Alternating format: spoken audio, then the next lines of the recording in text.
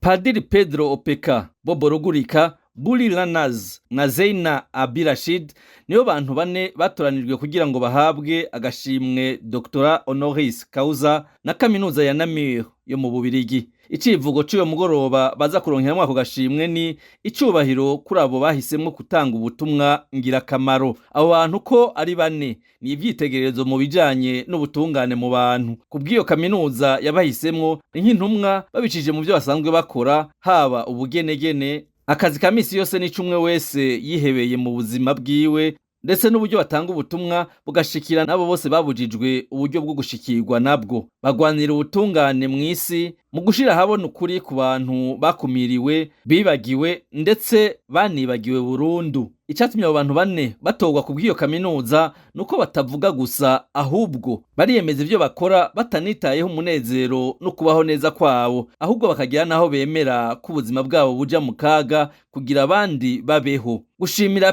Père Pedro Opeka, Bobo Rugurika, Buli Lanaz na Zeina Abirashid ngo ni kubana no kwakira abo bose babereye abavugizi. Mbega none abo bashimiwe ni bande? Père Pedro Opeka, umupadiri wo mu muryango w'Abarazaro, yahebeye ubuzima bwiwe guteza imbere imibereho y'abakumiriwe mu gihugu ca Madagascar. Igikorwa carangukiye mu gushiraho ishirahamwe ryitwa Akamasoa ritangaho kuba, indero hamwe no kuvuza ibihumbi vy'abantu baba muri ico gihugu. Mu guhindura ubuzima bw'umuryango w'abakumiriwe, yahavuye aba icitegererezo c'umwizero mu gihugu kigoswe n'ubukene. Bobo Rugurika ni umumenyeshamakuru, akaba n'umuyobozi w'iradiyo RPA ijwi ry'abanyagihugu, iradiyo yigenga izwi cane ku makuru y'agateka kazina muntu. Bobo Rugurika akaba yaramaze kuba icitegererezo mu kugwanira ubwigenge bwo gushikiriza ivyiyumviro mu Burundi, inyuma yaho ahagarikiwe muri Nzero 2015 kubera yavugije amakuru yagiriza inzego z'igendereza z'u Burundi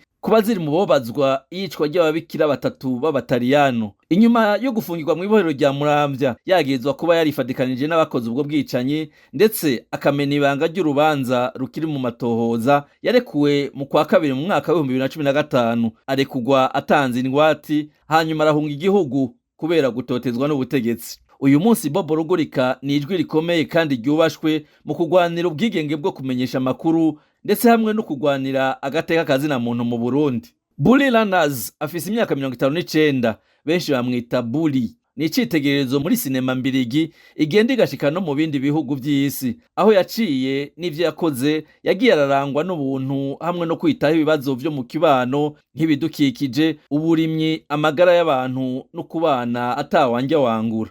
Zeina Abirashid ni umukinyi, akaba n'umwanditsi, ndetse akaba umucafyi w'udutabo tw'abana. Yavukiye i Beirut, akurira mu ntambara z'ubwoko mu gihugu ca Libani, aho yakuye inguvu z'ivyo akora. Mu bitabo yanditse, yagiye asangiza abandi ubuzima bwiwe bw'ubwana yabayeho mu ntambara. Uko ari bane, ibikorwa vyabo bikaba vyarahawe agaciro, ibigaragarira mu gashimwe bahabwa uyu munsi mu biro vyo kugura umwaka w'ishure wa kaminuza ya Namur mu Bubirigi, aho umwe wese aza gusohoka muri ivyo birori yahinduriwe izina kubera ibikorwa vyiwe.